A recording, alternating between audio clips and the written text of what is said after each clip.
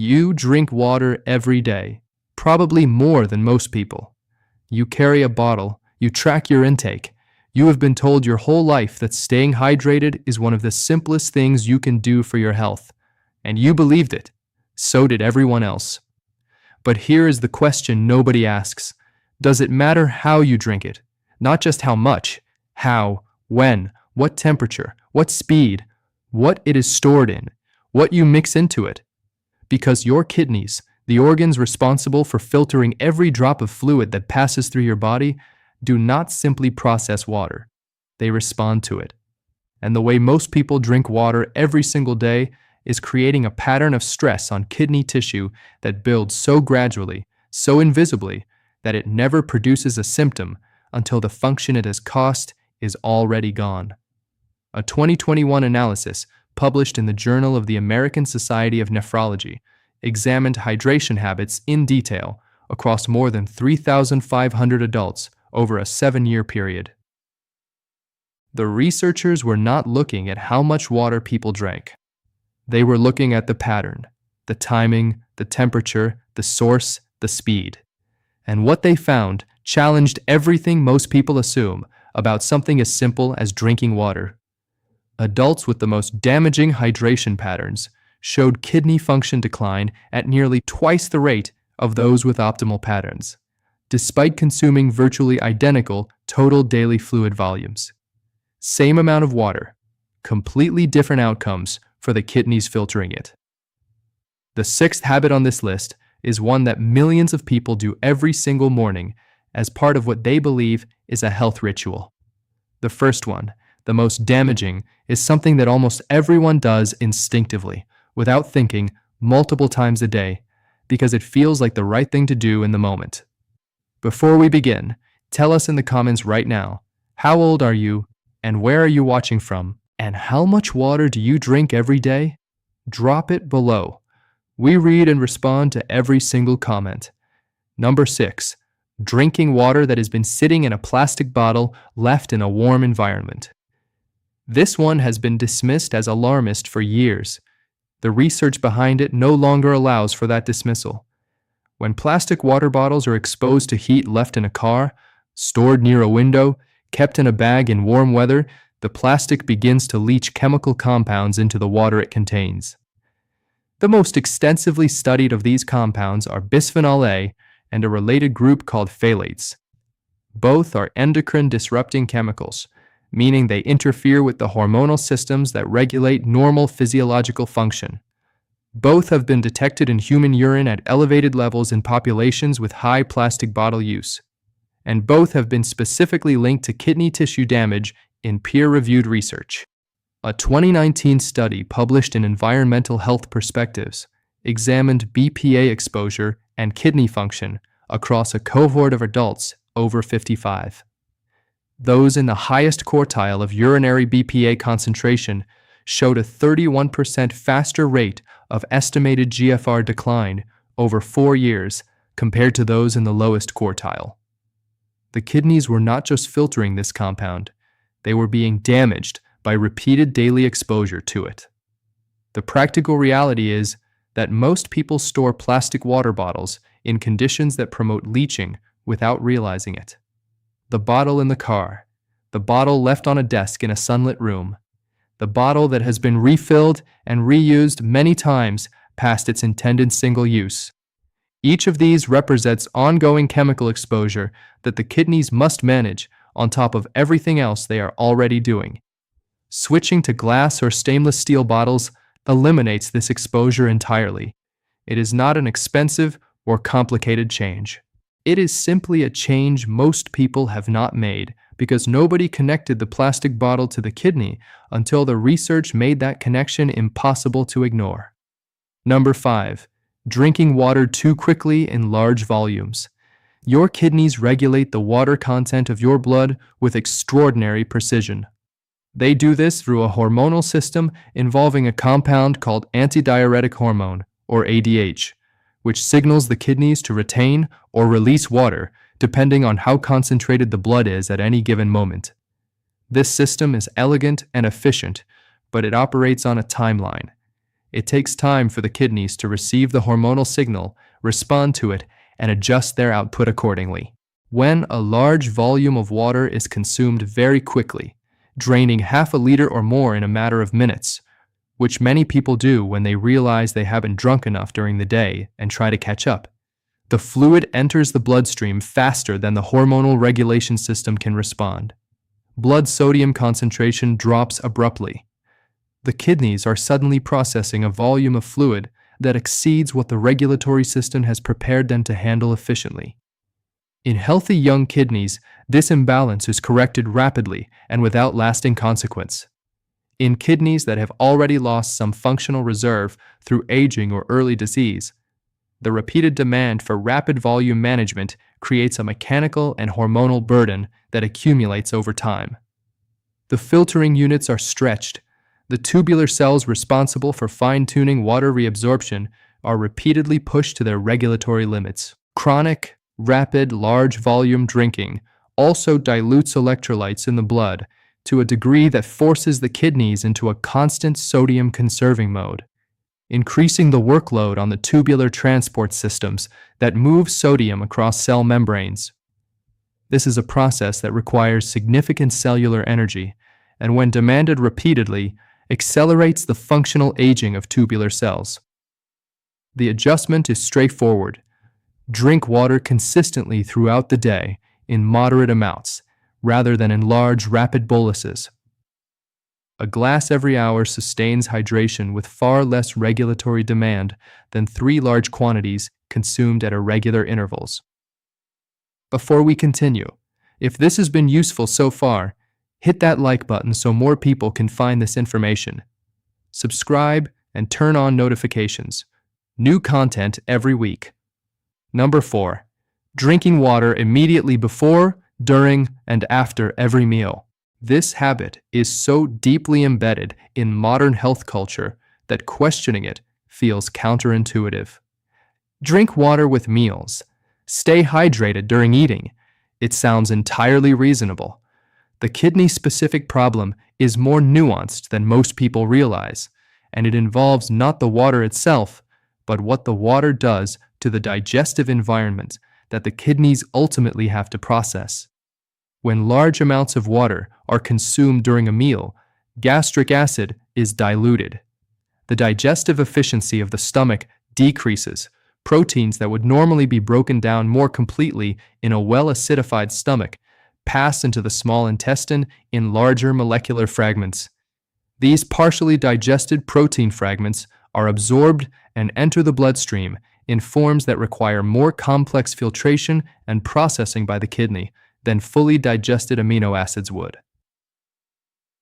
Over time, habitual mealtime overhydration contributes to a protein processing burden on the kidney tubules that is distinct from the burden created by high protein intake itself. It is not the quantity of protein causing the issue. It is the quality of digestion that determines how much work the kidney has to do to clear what enters the bloodstream after the meal. Additionally, drinking large amounts of fluid with meals increases the post-meal volume load on the kidneys at precisely the moment when circulation is already being redirected toward the digestive system. The kidney is managing reduced blood flow during digestion while simultaneously receiving a higher fluid volume to process. This combination is not catastrophic in isolation. Repeated daily, 3 meals a day, across years, it contributes to a pattern of post-meal kidney stress that healthy hydration habits could easily avoid. A small glass of water with meals is not the concern here. The pattern to reconsider is drinking several large glasses of water during a single meal as a deliberate hydration strategy. Number 3. Using tap water with high mineral content as your primary daily source without awareness of what is in it. Hard water tap water with high concentrations of calcium and magnesium minerals is not inherently dangerous. Calcium and magnesium are essential minerals. In moderate dietary quantities from whole food sources, they are beneficial. The kidney-specific issue with high mineral hard water consumed as the primary daily fluid source is cumulative mineral loading. When hard water is the primary source of daily hydration, the kidneys are receiving a continuous mineral load above and beyond what the diet is already delivering. Calcium in particular, when arriving in excess of what bone and other tissue can utilize, must be filtered and excreted by the kidneys. In the tubular environment, excess calcium combines with oxalate from dietary sources and with phosphate from various foods to form the microscopic crystals that are the precursors to kidney stones and the drivers of tubular inflammation described in earlier sections. A 2020 study published in Urological Research examined adults in regions with significantly hard municipal water supplies compared to those in regions with soft water, controlling for diet, medication use, and baseline kidney function. Adults in high-hardness water regions showed a 27% higher rate of kidney stone events and measurably higher markers of tubular crystal deposition over a 5-year follow-up period. Knowing the hardness level of your tap water is genuinely useful information. Most municipal water suppliers publish this data publicly. If your water is classified as very hard, a simple carbon filter reduces mineral content meaningfully without removing the trace minerals that make tap water preferable to distilled water for daily consumption. Number 2. Adding electrolyte powders or drops to water every day regardless of activity level. The electrolyte supplement market has grown enormously in recent years, and with it, the daily habit of adding electrolyte powders, drops, or tablets to water, regardless of whether the day involves any meaningful physical activity or sweat loss. The kidneys maintain precise electrolyte balance through continuous filtration and selective reabsorption. When electrolyte intake exceeds what the body is losing through sweat, urine, and normal metabolic function, the kidneys must excrete the excess. Sodium excretion requires tubular energy. Potassium handling involves complex active transport mechanisms. Phosphate excretion triggers the FGF23 hormonal cascade that forces increased kidney workload. For an adult doing an hour of intense exercise in heat, an electrolyte supplement delivers what the body genuinely needs to replace. For an adult working at a desk in an air-conditioned room, the same supplement delivers a regulatory burden the kidney must manage on top of an already adequate electrolyte intake from food.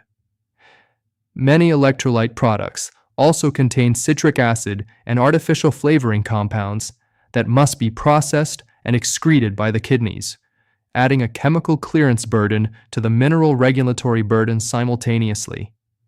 The research distinction here is clear. Electrolyte supplementation during or after significant physical exertion is appropriate and beneficial. Daily electrolyte supplementation as a general wellness habit, independent of activity level, creates unnecessary kidney workload that accumulates over years of daily use. Plain water remains the most kidney-efficient hydration vehicle for sedentary and moderately active days. Number 1. Drinking too little water consistently while believing you are adequately hydrated. This is the most common, most consequential, and most consistently underestimated kidney mistake on this list. And it is the one that is hardest to identify because the symptoms of chronic mild dehydration are so normalized that most people have stopped noticing them entirely. Your kidneys filter approximately 200 liters of blood daily. To do this efficiently, they depend on adequate fluid volume in the bloodstream to maintain the hydraulic pressure that drives filtration through the glomeruli. When fluid intake is chronically insufficient, not dramatically insufficient, not obviously dehydrated, just consistently below what the kidney's filtration system needs to operate at full efficiency, filtration pressure is reduced. Waste products that should be cleared efficiently become more concentrated in the tubular fluid. The kidneys compensate by working harder to maintain clearance with less hydraulic support. Over days, this compensation is seamless and invisible. Over years of chronic mild underhydration, the mechanical and osmotic stress on tubular cells accelerates their functional aging. Nephrons, the individual filtering units of which each kidney contains approximately 1 million, are lost faster than they would be with adequate hydration. Each lost nephron represents a permanent reduction in filtration capacity that the remaining nephrons must compensate for, creating a self-reinforcing cycle of accelerated decline. A landmark study from the National Institutes of Health, published in the American Journal of Nephrology, followed adults over 60 for a decade and found that those who consistently drank less than 1.5 liters of fluid daily showed a 45% faster rate of kidney function decline compared to those who maintained adequate hydration, even after controlling for every other relevant variable. The difference was not between dramatically underhydrated and well-hydrated. It was between slightly underhydrated and adequately hydrated. Urine color is the most accessible real-time indicator of hydration status. Pale yellow throughout the day indicates adequate hydration. Dark yellow or amber indicates the kidneys are concentrating urine to compensate for insufficient fluid intake. Most adults who believe they are drinking enough water would be surprised by the color of their urine in the mid-afternoon before their evening fluid intake begins. A retired teacher came in with kidney function numbers that had been declining slowly for 3 years without any identifiable cause. Her diet was genuinely careful. Her blood pressure was well controlled. She had no diabetes, no relevant medications, no obvious risk factors. When we reviewed her daily habits in detail, she was consistently drinking between 800 milliliters and 1 liter of fluid daily, roughly half the minimum that her kidney's filtration system needed to operate without compensatory stress. She had not felt thirsty. The thirst mechanism in older adults becomes less sensitive than it is in younger people, meaning the body's signal to drink arrives later and less urgently as we age. She had interpreted the absence of obvious thirst as evidence that she was adequately hydrated. Her kidneys knew otherwise. After increasing her daily fluid intake to 1.8 liters consistently over 6 months, her rate of kidney function decline measurably slowed, which, given that kidney nephrons do not regenerate, was the best available outcome, and it came from something that required no prescription, no medical procedure, and no expense beyond the water itself. Your kidneys are doing the most demanding filtration work in your body, every hour of every day, without a single pain signal to tell you when they are struggling. The 6 habits in this video are not exotic or dramatic. They are the quiet daily patterns that determine whether your kidneys are working with adequate support or against unnecessary resistance. One change this week, then another. The kidneys that have been compensating quietly for years may have more capacity left than you think if you give them the conditions to use it. Now we want to hear from you. Which of these 6 surprised you most? Are you doing any of them right now without realizing the impact? Share in the comments below. We respond to every single one.